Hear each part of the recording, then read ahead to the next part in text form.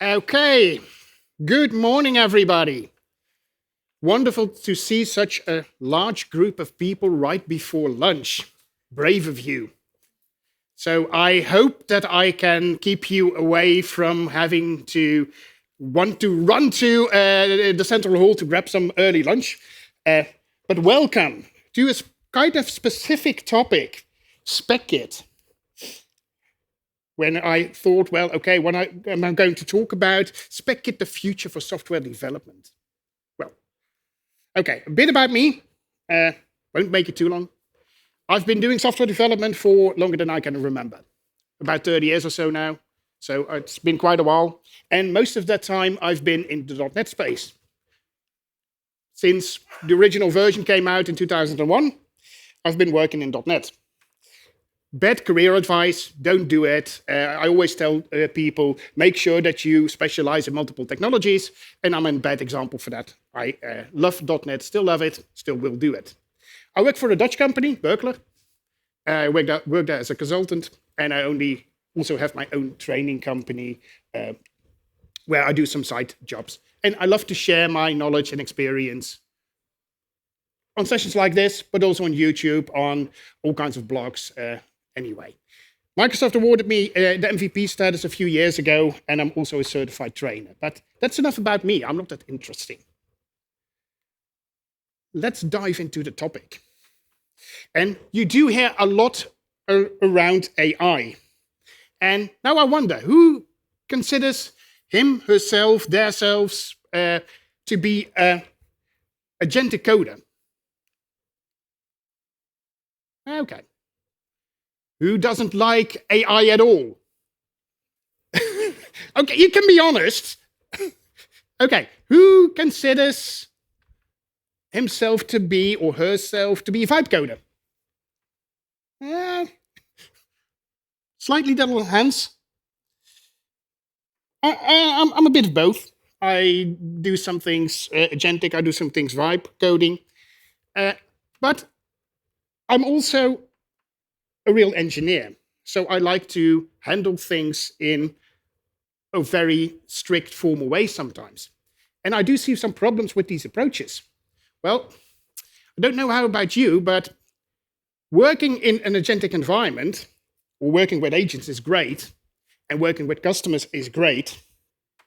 But where are your requirements and when are they documented? I've said it a long time ago. Well, the code is the documentation. Sure enough. But then you leave the project and you come back to it a year afterwards. And then you will notice that that statement will bite you if you don't know what the code should do. And I'm not quite sure about you, but I've been in some organizations over the past years where requirements, if you don't validate them, you will probably know that you make misinterpretations in them. They don't match to each other. Okay. And what the problem is, we all make assumptions. If you don't know how specific a thing should work, let's be honest. Who of you, if you think, well, okay, I'm not quite sure what this requirement should do, let's have a meeting with the customer and discuss it? Or would simply say, well, you know what, I think that the customer means this, so let's simply try it. And when we demo it to the customer, then we'll see what happens. Who is in the first group? Who will always call the customer? We don't. Oh, great, one finger.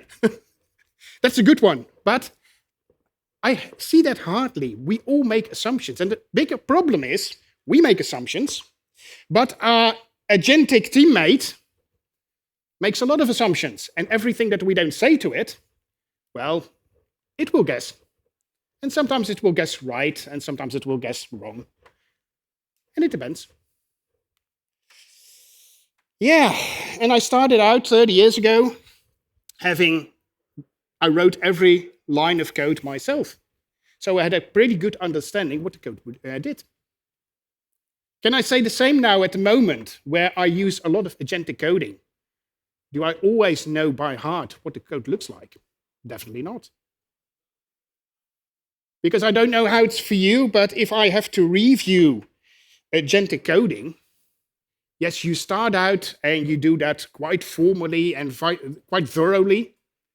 But if you have to review 10 to 20 PRs a day, and that's not even that much if you are really in a vibe coding environment, how thorough will your review be? You will get tired. You will lose your sharpness.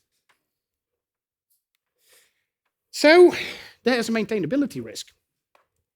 And not at the short term, but on the long term. And if you look at it, I think that it boils down to one key problem. Agentic coding, vibe coding, is still focused on the rather low level. You are focusing on the technical part, on the low-level requirements of a system. So you will get a boost in implementation, but you won't get a boost in understanding what the product should do and is doing. Now, what if we could focus more on the product understanding instead of code? Well, that's what spec-driven development is all about. And I know, who of you considers himself to be a developer? Who would be happy if you can't write code anymore? Oh, okay. This does challenge a bit, of course, the feeling of what it is of being a developer. Doesn't mean that you are not involved anymore, but things will change. Because spec-driven development in itself is not new. Who has ever heard of the rational unified process? Quite some few people. Was quite some years ago, and there was a promise as well with case tooling like rational rows. Well, if you design your system and do everything in UML, and then you can push a button and all that thing gets generated. You don't have to do anything anymore. Okay, it horribly failed.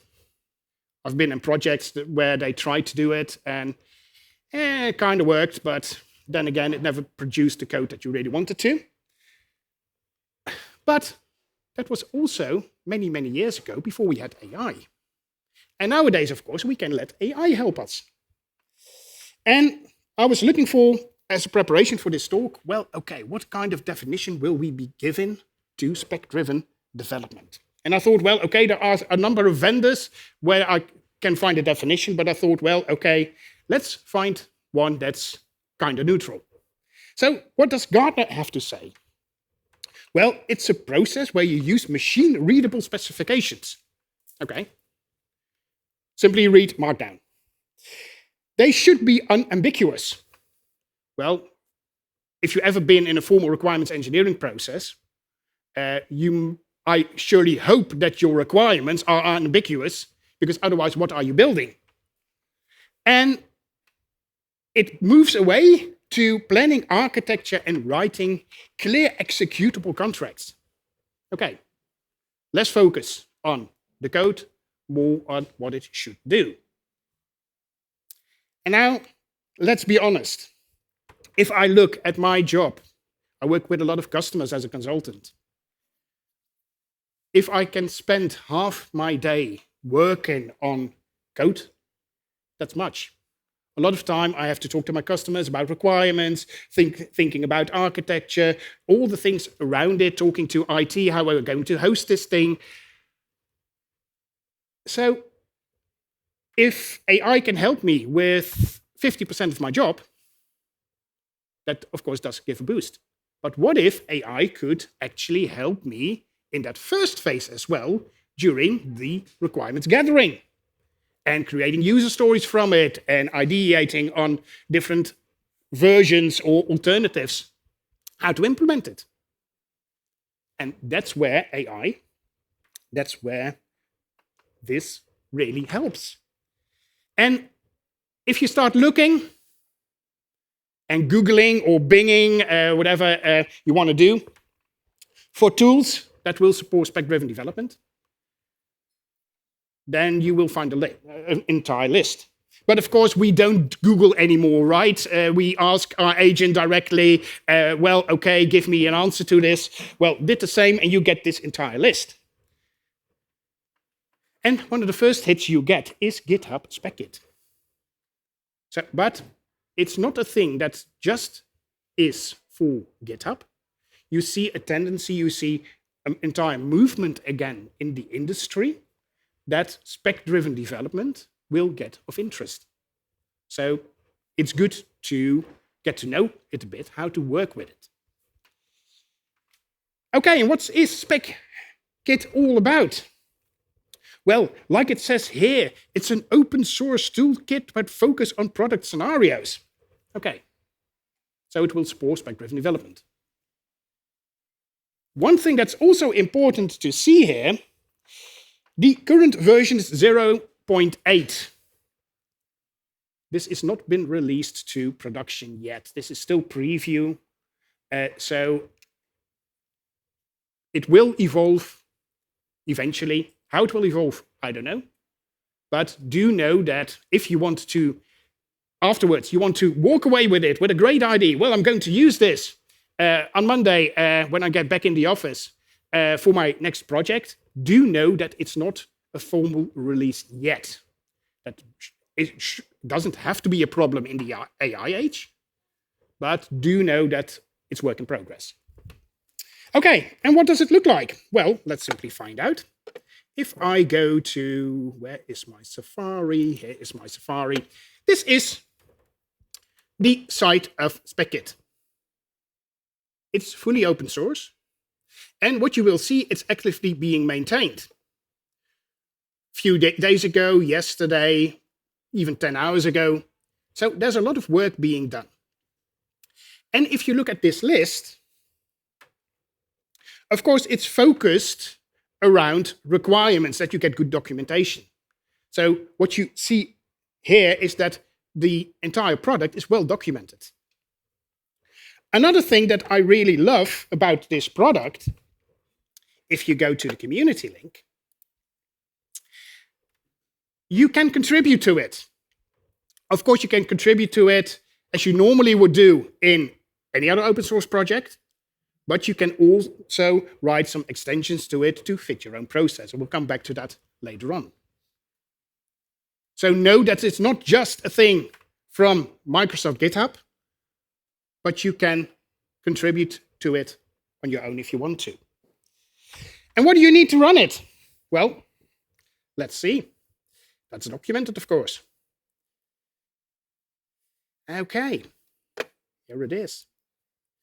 I need to have Python installed, and I do need to install something called specify CLI.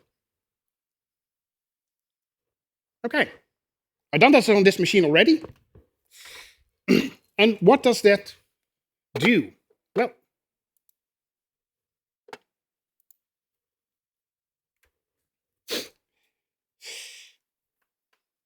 we're going to use it. And when I was prepping this talk, I thought, well, okay, what are we going to do it? It's easy. Of course, I do a lot of forms over data. Probably you do too. Because let's be honest, a lot of business applications are merely forms over data. And that's easy. That's probably a thing that a lot of people have tested it with. So I thought, well, let's do something more challenging. Let's build a game together. And then I thought, well, okay, a game is nice, but what kind of game are we going to build? We're not going to build a first-person shooter. I'm not going to use Unity or another 3D gaming engine. That's probably a bit too challenging. So let's build a simple game. And looking back at the history, well, what's a simple game that we used to play on old-fashioned hardware? Well, I thought, well, let's simply build a single-player ping pong. Simple game. Nothing too fancy, but challenging enough to test what we need. Okay. And then we come to the point, I create a directory for it, and I think, well, okay, I'm going to initialize it. Okay, that's what I do. And that's why I need to install the specify CLI, simply to go to an empty directory, say, well, I want to init this project, give it a project name, and then also give it which agent should I use. And now you think, well, okay, I'm a bit Microsoft-minded, I admit. So I do use Copilot. But you don't have to. There's an entire list of agents that are being supported at the moment. So if you want, you can use Claude. I love Junie, for instance, from JetBrains, but you can use a lot. And this list will only expand. Okay. And what will this give you? Well, let's simply see. I go to my terminal, and here I have, let's simply put it on the right one, put it on Sports Club. Yes, perfect. Here I have my command, specify init ping pong AI Copilot. Let's simply run it and see what happens. It asks for what kind of shell are you using. Well, I'm running on my Mac, so that's easy. Yes, you can run PowerShell on your Mac as well, but I never do. And I get some custom commands. But where is the magic in this? I don't like black boxes. I'm not quite sure about you, but I really dislike black boxes. So what we're going to do is we are going to double check what the black box is all about. So now I do have to check if... Yep, there's my project. During session. Ping pong. Yes, I trust the authors. Okay, because who of you is familiar with custom agents? About half. This all revolves around some custom agents that you get.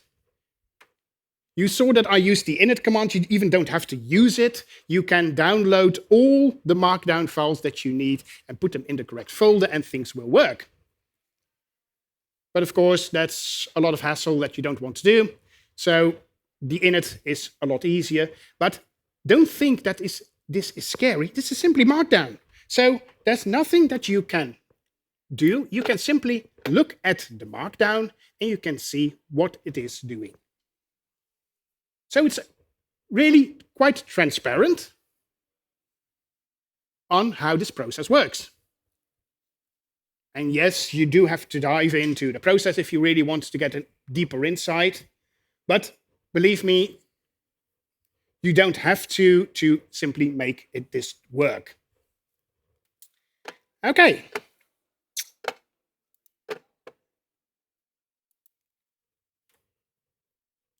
And if we've got a project initialized, then we can start really our spec-driven development process.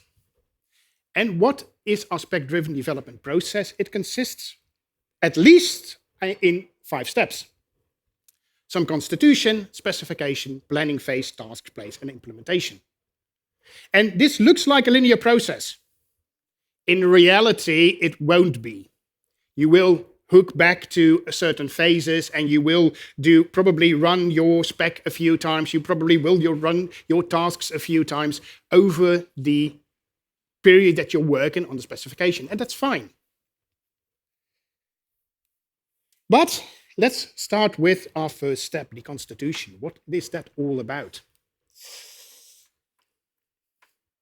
Well, I like to think of it as our most important non-functional requirements. We don't always do it, but it's always good at the start of a new project to write down your expectations. What are my non-functional requirements for a certain project? Because if I don't write them down, we do have to make assumptions. And if we make assumptions, with a bit of luck, your client will have the same assumptions as you do. With a bit of bad luck, that won't match. and you will get into a discussion somewhere along the way. And it's easy. I gave a constitution here where I said, well, simply, I want test-driven development, clean code, Yacni, usability.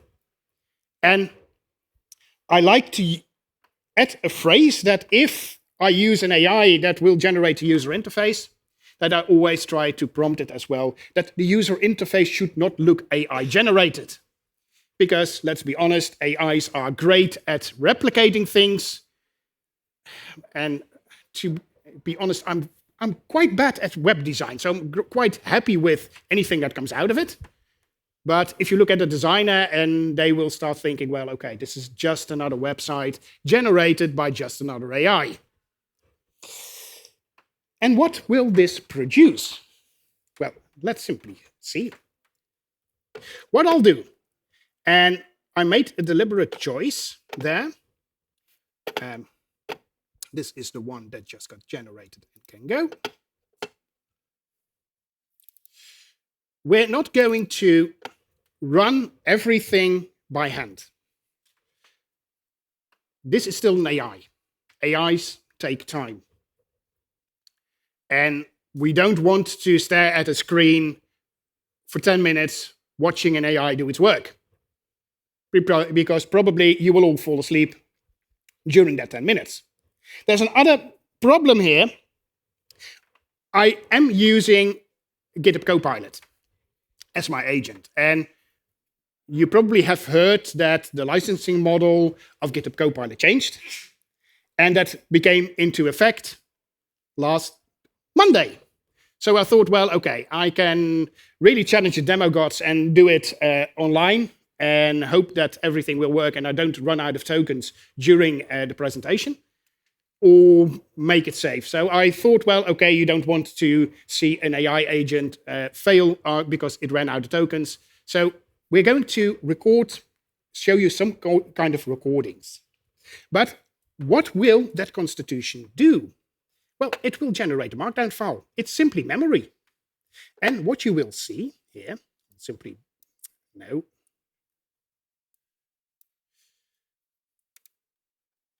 What you will see is it has some core principles, test-driven development, because I said it would need it. Clean code, Yacni and scope discipline, the usability and deliberate user interface, the quality gates and traceability. I didn't specify this.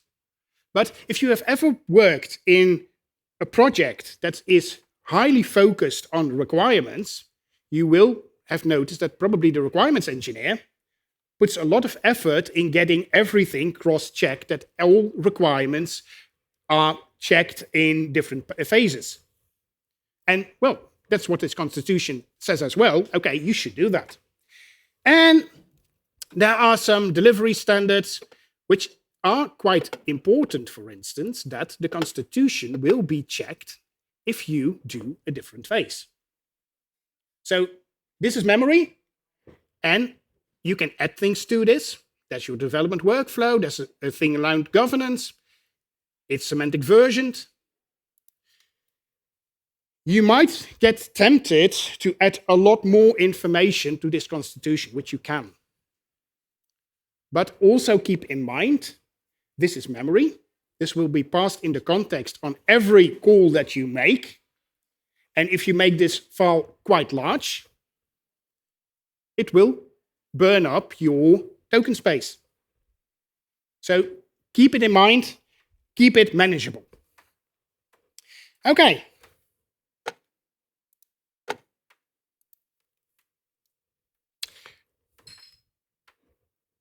And now we can come to a part where I can actually start thinking about functional requirements. Because we are going spec first. I'm not going to dive into an architecture yet. I want to know what kind of functionality I need. So I focus on the functional specifications. And very importantly, add enough detail in that prompt. Rethink about the assumptions. If you don't add it, there will be assumptions. And don't add technical details. They will come later on. And for the project that I show you, I use this prompt. And you will see that there's quite some information in there. And to be honest, this is not the first prompt that I used. I retried creating this project a few times. And I had to steer the specifications a few times. Because I was talking about assumptions. And if we are making a game like ping pong, as a human, you clearly understand that if the ball reaches the end of the playfield, that it has to bounce back. And AI doesn't. So on the first attempt, it simply flew out of my screen. You do have to tell it, okay, what will happen with the pedal? How will I use the pedal? But also stupid things like, when will the game start? One of the first attempts, it simply started when the application loaded. Well, that's not what you want. You want to hit the start button. What will happen for the end button? So be as specific as you can be. And it doesn't matter if you miss it, because as I mentioned to you when I showed you the 5 steps, you can always go back. It's not a linear process. It's a circular process. And if you are working with AI, you should always, of course, consider what kind of model shall I use. For the first steps, I like to use some more reasoning models that are more expensive. For this demo, I used Claude Sonnet instead of Opus. But it was quite practical, because in the advent to the new changes in the GitHub subscriptions, I'm on a pro license, and the Opus models were dropped from that subscription. So I had no access to Opus. Normally, I would do this on, for instance, an Opus model, because you do need a lot of reasoning. Okay, and what will happen? Well, let's see. Let's simply run it for a few minutes. And do remember that this is at least 10 times faster than what you would see in your normal life. So you will see it works a lot. There's an extension hook, which we will come to. What I would advise you to do this in a separate environment, locked down, for instance, on a dev box or in a virtual machine, where you can actually say, well, okay, I want to allow all actions. Because you will get asked a lot of questions during this phase, and you don't want to wait until there's a button waiting for you to be clicked on.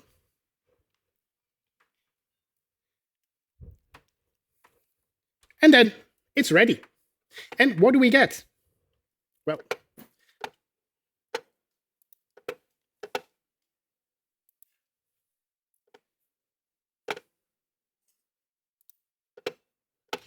you will see that in my specs folder, I get a spec.md file.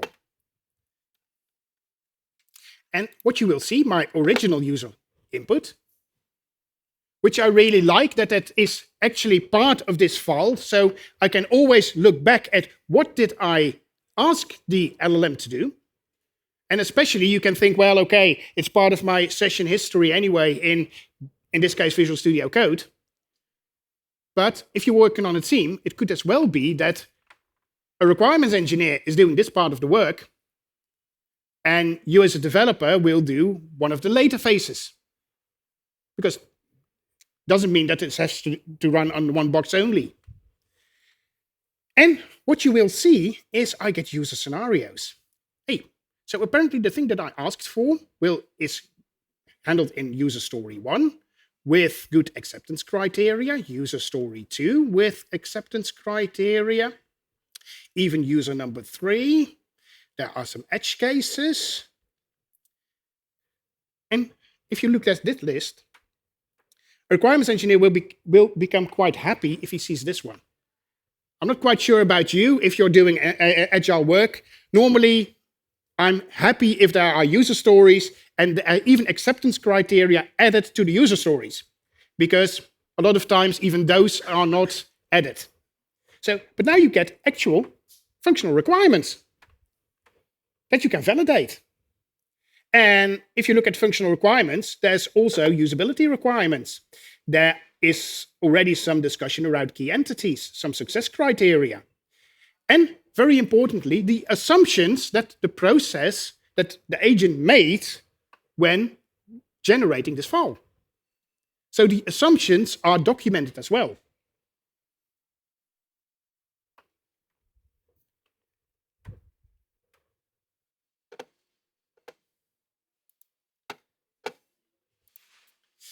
Okay, and after the specify phase,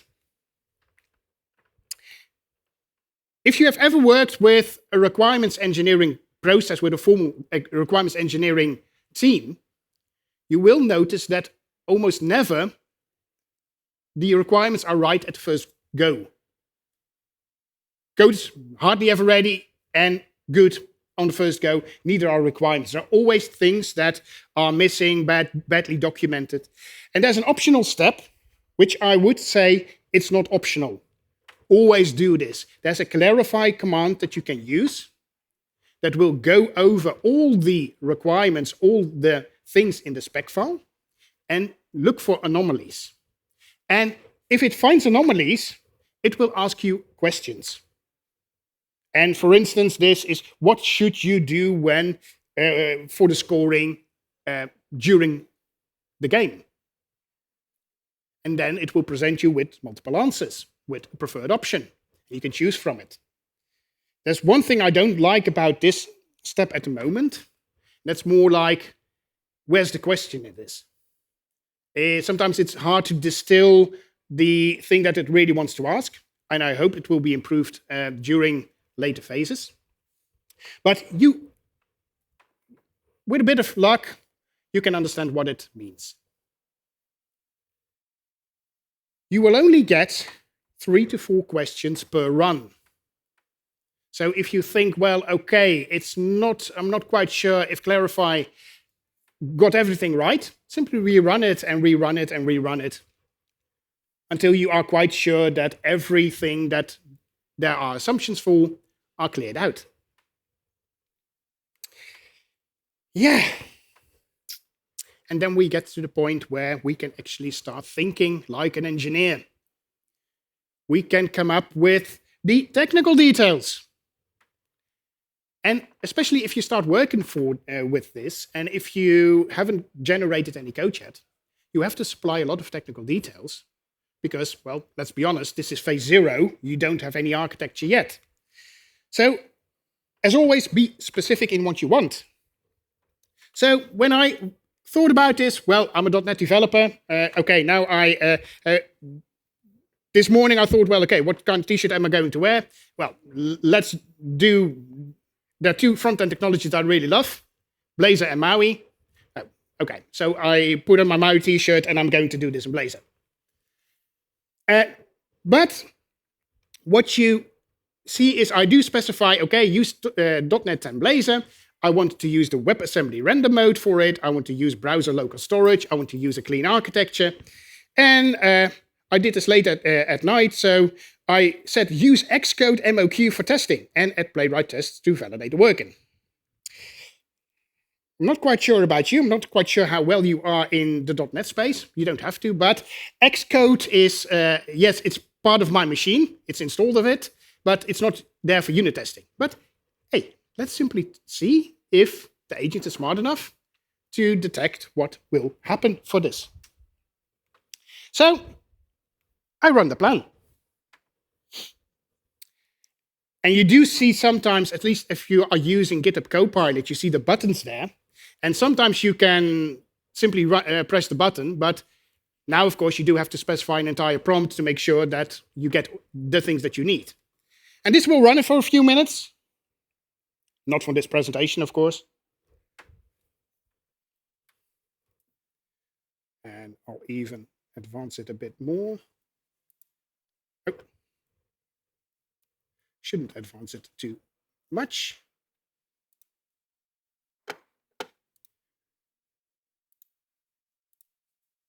Yeah. What is always good to know is you will see a to-do list when it is working. So you do have some indication of how long it will take for it to finish its work. Okay. And then my plan's ready. And what does that look like? Well, let's find out.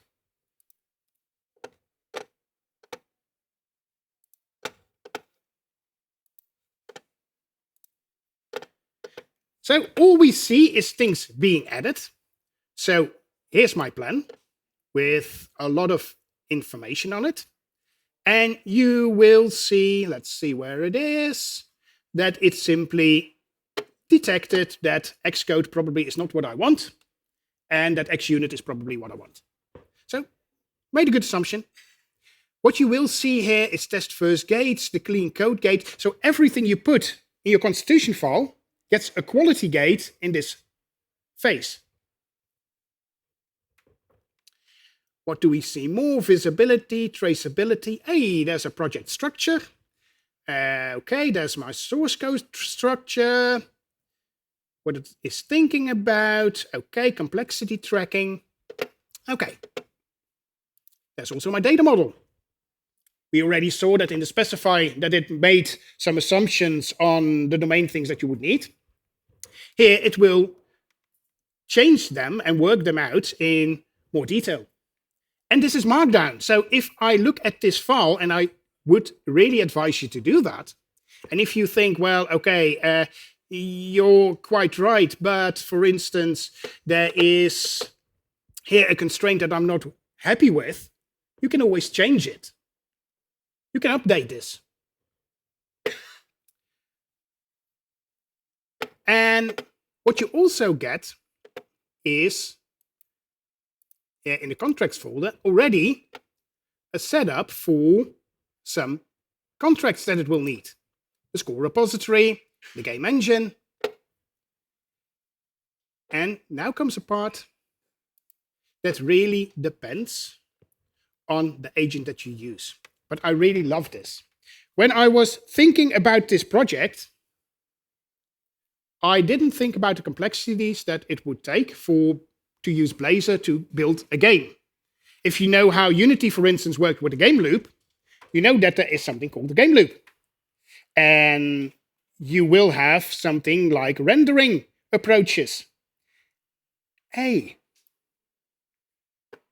did any of you started thinking when I was telling you we're going to build a game that we do need to consider physics? I didn't. But it researched it. So it did quite a good job at determining things.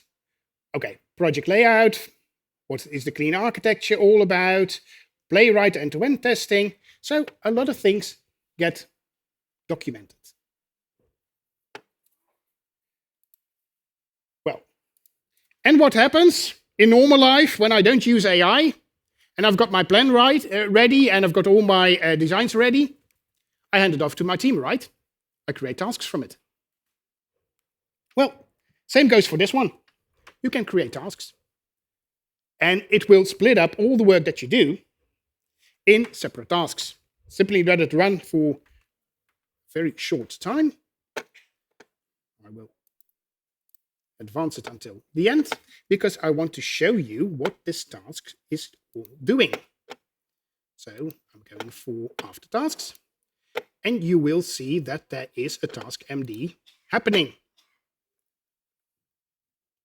And what you can see, and that's quite nice, there are multiple phases determined, multiple tasks per phase, but it also thinks about what can I do to parallelize certain steps.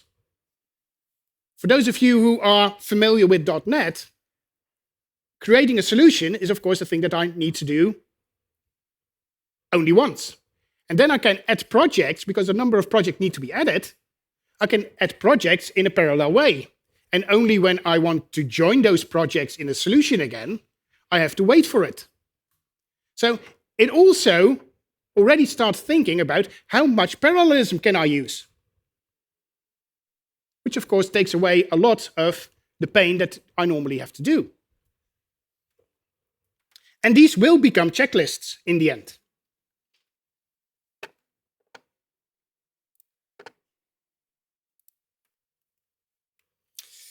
Okay. And we're almost to the phase where we can generate code.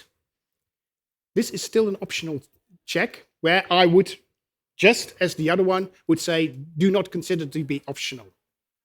Always run the analyze phase to make sure that you verify that all the tasks, all the user stories are actually covered. That you don't have any assumptions, because you will notice, at least all the tries that I've done with this product, I never had an analyze phase where nothing came out. So I really would recommend always run the analyze phase. And what will happen, let's simply see what it does. And yeah.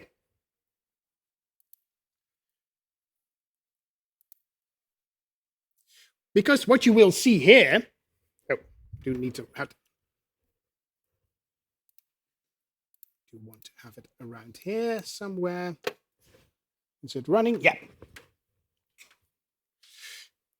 But because you will see all kinds of things that are being documented, but also there is one high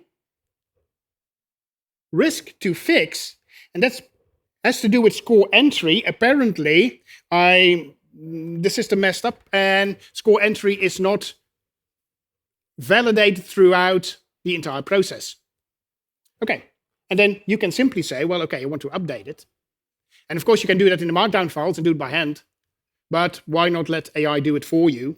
So you can simply say, well, okay, I'm going to run specify. I'm going to add that prompt to specify, and it will update it for you. And depending, of course, on the change that you make, it may be that you will have to go through the other phases as well. That you do have to run your plan again, because if things really change in your specification, it's good to update your plan. But this change is not that great, so that's not needed. So everything's ready. I can start implementing my code. And I'll let this run directly. This is very, very, very much enhanced in time. This process that now is shown in under a minute took me, I think, about 40 minutes.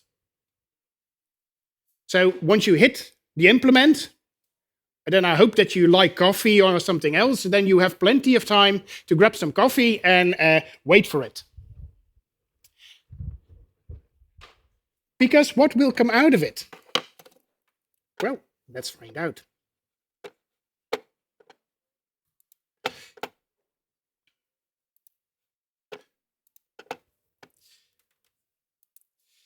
Now I do have my source folder. And I did instruct it to use a clean architecture. So there's my domain, there are my entities, there are my value objects. Okay, and that infrastructure, that's got a persistence to local storage. I've got my web.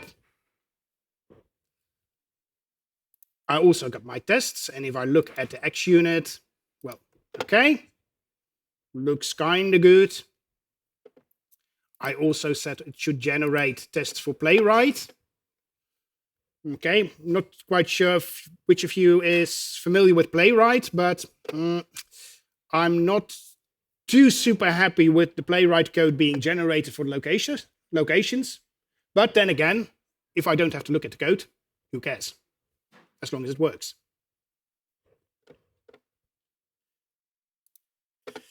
Okay. But now I guess that you don't believe that I build a game, right? That this actually works. Now I'm quite bad at playing games. Oh, come on. Oh, there you are.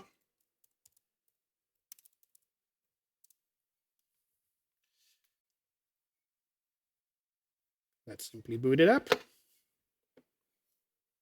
It's alive. I'll refresh this one. Okay. Let's see if this works. I'm going to start a game. And there is some problems that I noticed around the game logic. So it's definitely not perfect. And trying to play the game while talking is not the easiest way to do anyway. Yep.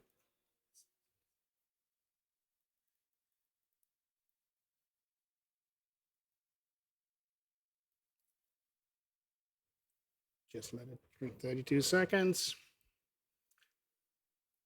See if the physics logic, okay. Physics logic is great because it doesn't bounce back to the exact same point.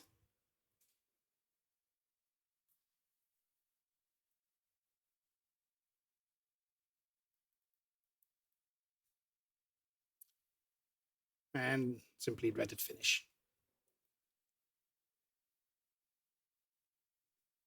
So,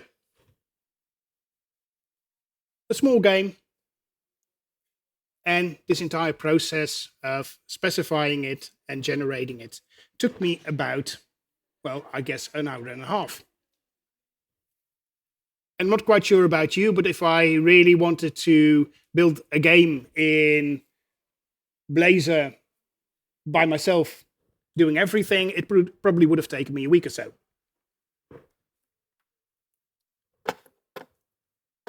Simply get you back.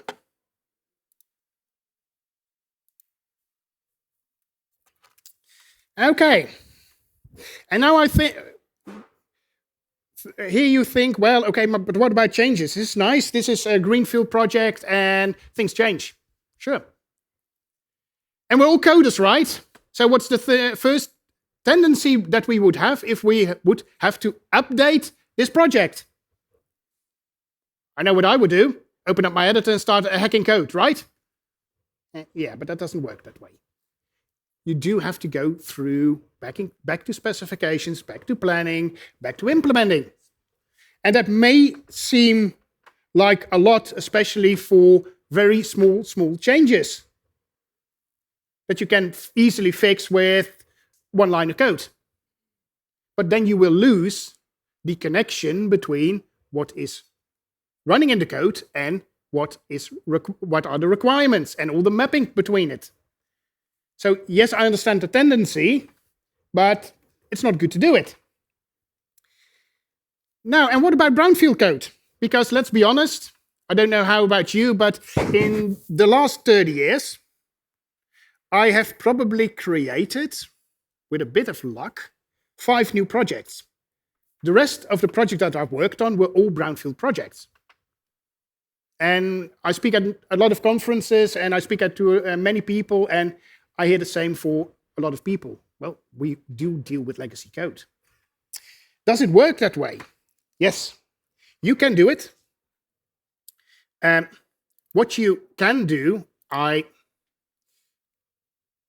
also have a course that I teach for university students every year about how to work with Blazor. They invite me, well, can you come and tell us, because it's easier for you to do it. This is the demo project, and I can simply do it by not specifying a new project name, but using the -- here. And what will happen then, if I do that, then I go back to my Visual Studio Code, and I go back to the Sports Club, I can start reverse engineering. So if you look at my constitution, I didn't write this. I simply set to the constitution command, based on the code base that you see, generate constitution for me. Same goes for my specifications. Here are my specs. I said, well, okay, I want you to look at the current implementation and generate functional specifications for it. And also for the plan. So yes, you can do it, but you do have to have some kind of reverse engineering.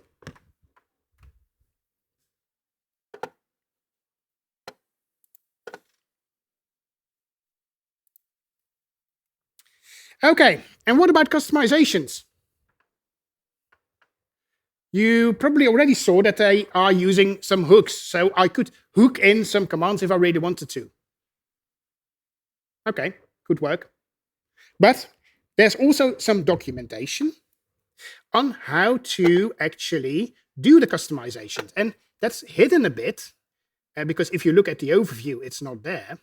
But if you look back down, here you will see what you can do if you want to make Spec Kit your own. And the fortunate thing is, there are some project overrides, there are some presets, and the presets are used a lot with the community projects. There are some extensions. And here at number 4, and that's the thing that you really don't want to do, is update the markdown files for the process that you get from GitHub. Because when you get a new version, those will be updated. You made your own customizations in the previous version. Well, good luck merging those two. So if you really have to, you can do it, but do try not to do that.